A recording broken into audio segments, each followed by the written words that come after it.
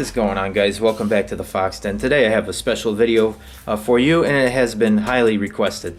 Today I am with my 2011 Infiniti G37X with the Motordyne Catback exhaust, and I always get asked, is it worth $2,000? Today I hope to answer your question. We'll take you on a little drive, show you how it sounds in the cabin, and I'll go over the exhaust real quick, show you its construction, how it's designed, why it's designed the way it is, and in the end, hopefully answer your question. Is it worth $2,000? So the first thing you're going to notice when you first install this exhaust is, of course, how unbelievably amazing it looks. It's got the 4.5-inch titanium tips, which come with the exhaust by default. You can upgrade your tips to 5-inch tips, slash cut tips, even just regular silver tips. I do believe they make the silver tips in rolled. These tips are a little dirty right now, but you can see it has Motordyne inscripted on the side of the tip, which looks absolutely amazing. Of course, these are the blue burnt rolled titanium tips, and you can see it looks absolutely amazing. They are absolutely solid, really good construction. And to the right of the tip, you can see the Helmholtz resonator, which I will get into in just a second. Just by looking at these exhaust tips, you can already kind of see where this is going as far as the exhaust construction goes. So of course, Motordyne has spared absolutely no expense on the exhaust construction. It is very thick, heavy stainless steel. And that's the only issue I have with this exhaust, is that it is quite heavy. Now, heavy does mean quality, but on cars, that's not exactly always what you want. This exhaust is about 80 pounds, I believe. I could be wrong, but it's quite heavy, and it does tend to hang pretty low for that reason. So if you're going to do this exhaust, it might be a good idea to get stiffer exhaust hangers. So that's reason one why it's worth $2,000. It is a very heavily constructed exhaust, beautiful welds, everything is completely tight. This thing doesn't wobble around. It's designed to fit on the car very tightly, which makes installation just a little bit difficult, but believe me, this exhaust is not going anywhere. It is completely solid. The quality of this exhaust is just completely unmatched. It is just beautifully constructed. It's a tank, and like I said, for that reason, it is a bit heavy, which is the only downside. You can see the muffler there is hanging just a little low. But my car isn't lowered, so I'm not too worried about it. But even at that, I've scraped it a couple times over really big bumps, like speed bumps and whatnot. So as you can see, there is the Motordyne XYZ Y-pipe, and essentially it is the same exact Y-pipe as used on the Motordyne exhaust. It's just an XYZ Y-pipe with the Motordyne exhaust attached to it. And you can see the quite large and heavy muffler there, and that's really the only muffler you get on this exhaust. That's it. Serves as the resonator to filter out the rasp, and of course the muffler. You can see where the two exhaust manifolds eventually merge into the muffler. I've looked inside this Y-pipe. It is very free-flowing, which is a reason why this particular Y-pipe tends not to have the rattling sound that pretty much every VQ owner has to deal with. It's still there, but it's very minimal. It leads me to my next point. You really don't have that dreaded hissing or rattling sound pretty much at all. It might be there, but you just don't hear it because the sound of the exhaust just drowns it out. Coming out of the muffler, we have 2.5-inch pipes, and inside the muffler, it is pretty much true dual. Yeah, basically the point I'm trying to make is that in the center of the muffler, it's got a wall, and that splits to two pipes or chambers. You can kind of see what I mean by these pipes. Just picture these pipes inside the muffler. That's basically what's going on. So it's a very free-flowing system because of that. After this, it flares out to 3-inch piping, and this is where the real true power comes in. You can see the piping is absolutely massive, and it eventually flows up here to the Helmholtz resonator. The Helmholtz resonators are designed specifically to eliminate extremely low frequency tones, which causes drone. And you will see later in this video in the driving portion, this exhaust pretty much has zero drone. Because of the way the exhaust is designed, it eliminates pretty much all of the rasp and gives you the best possible flow. A lot of people don't realize how important a good exhaust is for a VQ engine. If you have an exhaust that is cheap, half-assed, or whatever, you're gonna have problems with rasp, the rattling sound, and you're not gonna unlock your true potential of the car. This exhaust is perfect for peak numbers. There's a lot of turbo VQ owners out there that are running this exhaust no problem. It has absolutely zero restriction in it. On a lot of cheaper exhausts, right about there where you see those clamps, you'll have yet another merge into the mid-pipe.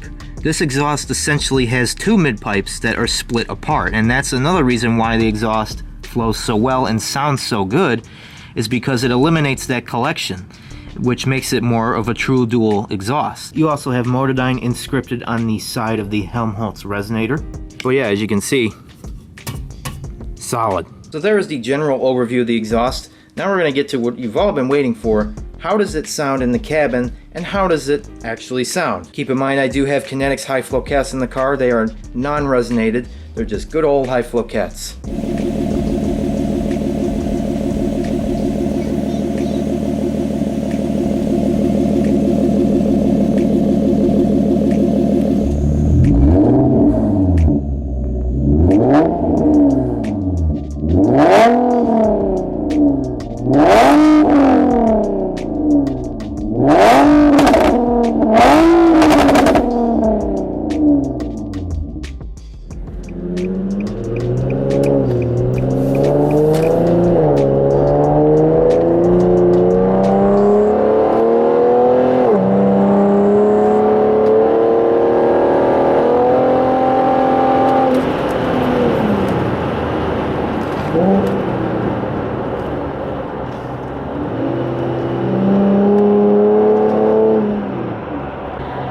Alright, so here is the driving portion of the video. Got on it for a bit there so you can hear it. And we're going to take the car up to about 55, 60 miles an hour. Not quite on the highway, but very close. So as I was talking about those Helmholtz resonators, they're designed to filter out low frequency tones. And those low frequency tones is what causes the drone. This exhaust has those Helmholtz resonators on it to eliminate that. And you can already probably tell, yes, you can really hear the exhaust, but it's not the low frequency tone that everyone hates. It's a very nice, pleasant sound.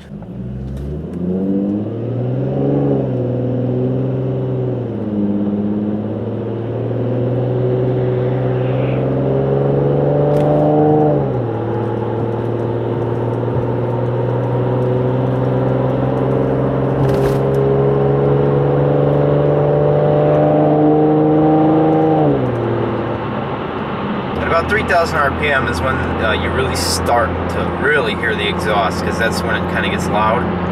But again, it's not a low frequency ear-piercing drone. It's pleasant. You know, it's higher pitched, and normally higher pitched sound is a bad thing, but on this exhaust it's actually a good thing.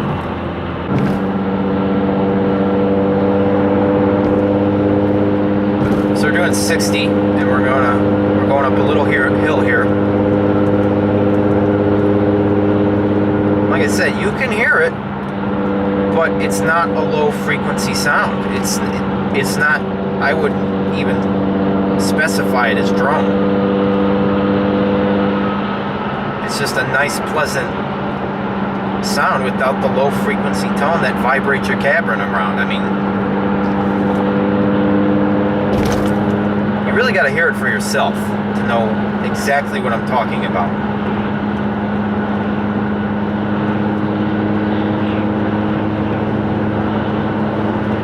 Doing like 64 now. Little hill again.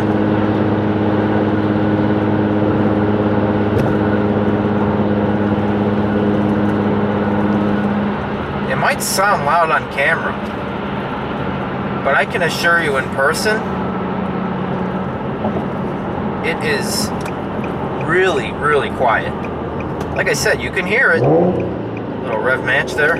I'm in the auto sport mode right now because I'm actually holding the tripod in place. Because, yeah, it's kind of rigged up a little bit, but...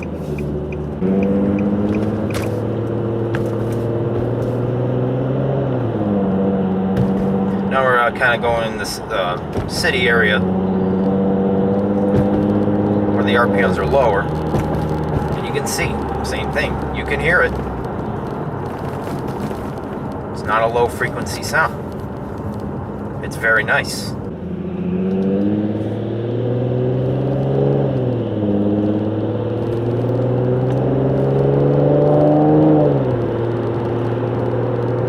This is really what everyone wants in an exhaust, you know, just, you want to be able to hear it in the cabin, but you don't want low-pitched vibrations. The vibration you're hearing now is the tripod, and I apologize for that. It's everything you would want in an exhaust. You can hear it, but it's pleasant. I sound like a broken record saying that over and over again, but there's no other way to describe it. We're sitting at a light here. Silence. The only noise you're probably hearing is my fuel damper. It's a little noisy, so it kind of sounds like a diesel sound, which I'm working on getting that fixed, which I will be doing a video on that, so stay tuned.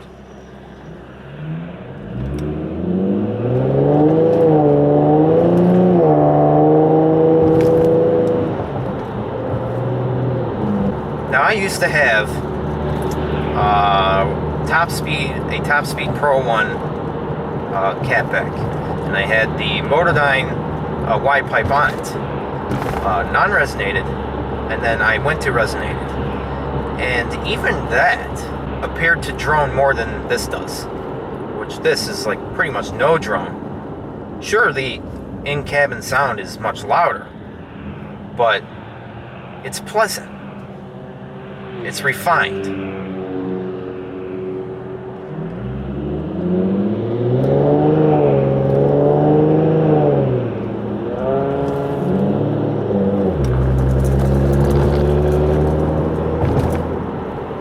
So for those of you who follow my channel regularly, you will know I do have a tune on this car.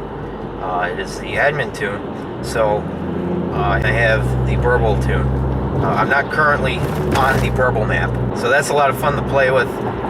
Windows up, it's not too loud when you do burbles. You can definitely hear it, but really that's kind of meaningless. But I figured it, worth mentioning.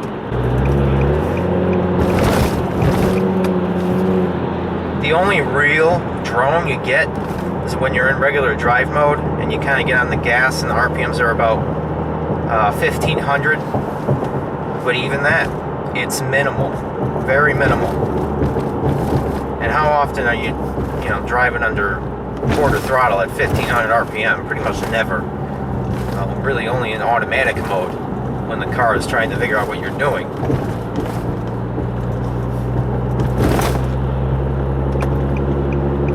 Yeah, even my old exhaust droned more than this, way more.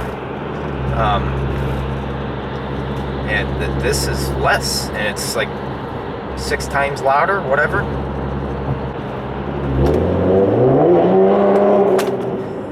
Now, of course, you got the drone checking all that, checking out virtually none.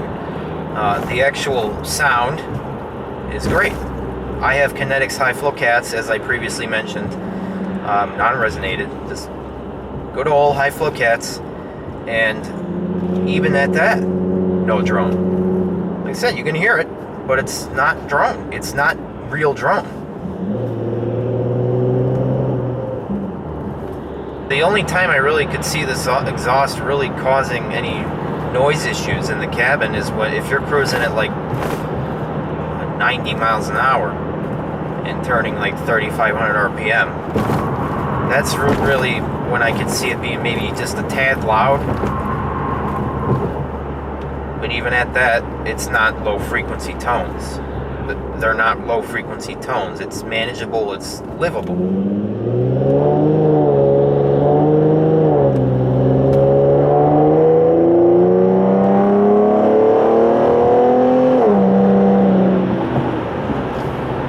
So we'll get you guys a wide open throttle pull now, or at least in a second, as soon as I get to where I need to be for that.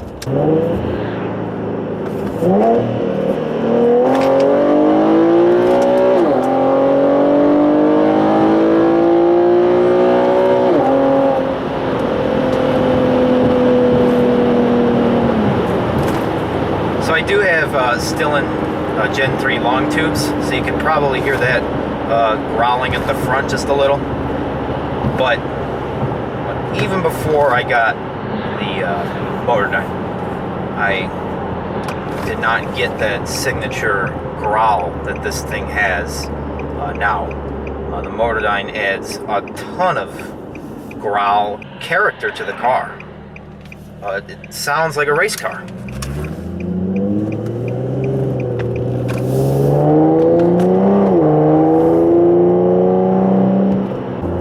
on a cool day, those still-in intakes, they really put an extra punch in the car for sure. And I keep saying the same thing over and over again, but it is. It's pleasant.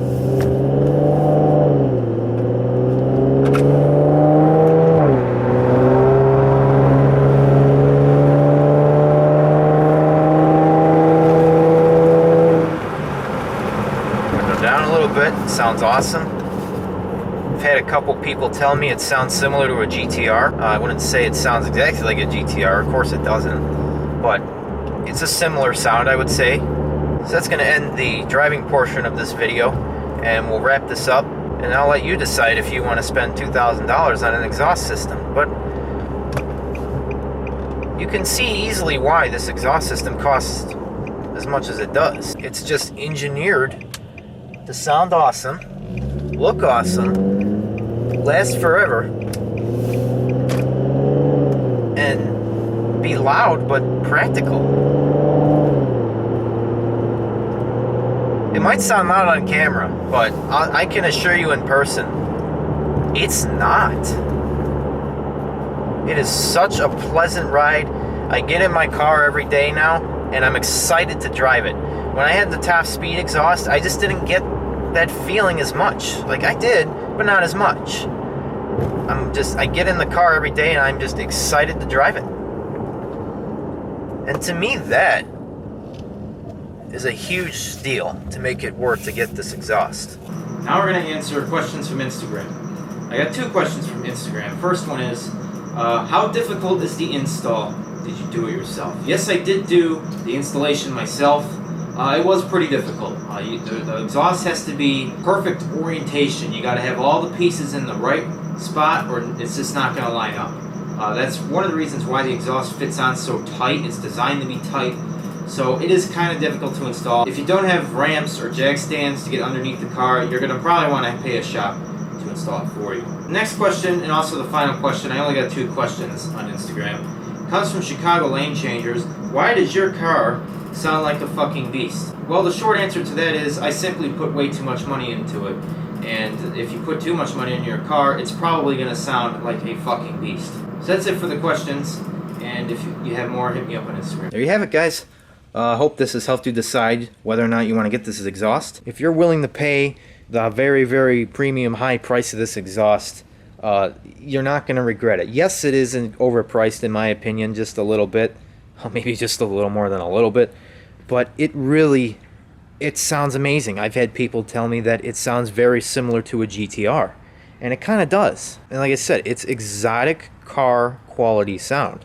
So if you hear a hypercar or something like that on the street, it has that quality of sound that you just can't hear on video. The exhaust construction is absolutely fantastic. Much better than other exhausts I've seen. The power that you get out of this exhaust is absolutely incredible. Good for peak numbers. Like I said, there's turbo to VQ owners that run this exhaust. And even me switching from my old top speed exhaust to this exhaust and then getting a retune, you really should have a tune for this exhaust just because of how free-flowing it is. I noticed a pretty significant increase in power and response. It truly is more than just about sound. It really is for performance. This is like the definition of a performance exhaust. So, do I think it's worth $2,000? Kinda, yeah. I mean, there's a lot of exhausts that cost like $6,000 out there. And this, in my opinion, this sounds better than some of those exhausts. Like I've seen the Army Tricks Valvetronic exhaust for the G37 Coupe, and that just does not sound as good as this in my opinion. It's a lot more raspy. It's pretty obnoxious. So do I think it's worth $2,000? Yeah. It's solid. Like this exhaust is going to outlive the car easily. I have no doubt in my mind that this exhaust will live longer than the car does. So yeah, if you're on the line about spending $2,000 on this exhaust, what are you waiting for? Get it. I mean, the videos prove it. In person, in the cabin, might seem quieter. The camera kind of amplifies the sound a little bit, makes it seem louder. Yeah, this exhaust really turns a lot of heads, and a lot of people don't like loud VQs. Everybody likes a loud VQ with this exhaust. This is like a good loud. It's not just a stupid, sounds terrible, sounds like a trumpet. This is like a proper, refined, polished, highly engineered exhaust that is designed to be loud, but it is designed to sound absolutely amazing. And really, that gives it the permission to be as loud as it is. So hopefully I answered your question. If you want to hit me up on Instagram at SilverFoxG37, that's an underscore in between Fox and G37. I'll be happy to answer more questions you might have about the exhaust. If there's anything I missed in this video that you would like to know, hit me up on Instagram and I'll be sure to answer your questions. Don't forget to subscribe if you're new around here. I post videos about this car all the time, and we've got a lot more projects going on, so I would really appreciate you subscribe, because you're not gonna be disappointed. Remember, life is too short to stay stock, and it's only illegal if you get caught. Stay foxy.